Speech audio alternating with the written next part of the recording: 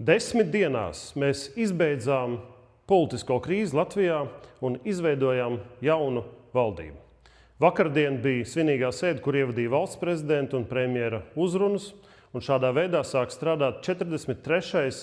Latvijas Republikas ministru kabinets Andra Kulberga kā premjera vadībā. Premjeras ir skaidri teicis, ka galvenie divi principi ir ātrums un atbildība. Es tam visam pieliku klāt vēl efektivitāti, kas ir jāsasniedz tikai 4 mēnešos.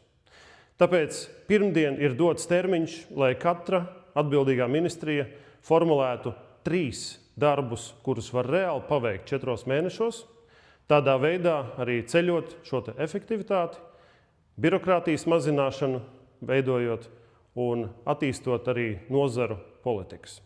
Šodien es tikos ar augstākajiem pārstāvjiem no Tieslietu ministrijas, tātad Tieslietu ministrijas vadību, gājām cauri visiem procesiem, iesāktajām lietām, arī tam, ko mēs varam reāli uzlikt galdā pirmdien premjeram, ko mēs varam paspēt 4 mēnešos, kā arī tām reformām un vajadzīgajām lietām Tieslietu ministrijas paspārnē esošajās jomās, kuras būtu nepieciešams uzsākt vai turpināt.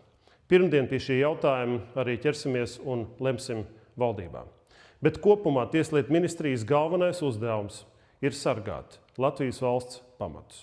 Latvijas Republikas satversmi, mūsu valsts brīvību, neatkarību un demokrātiju, tiesiskumu un galvenais – atjaunot uzticību Latvijai, atjaunot uzticību starp sabiedrību un valsti.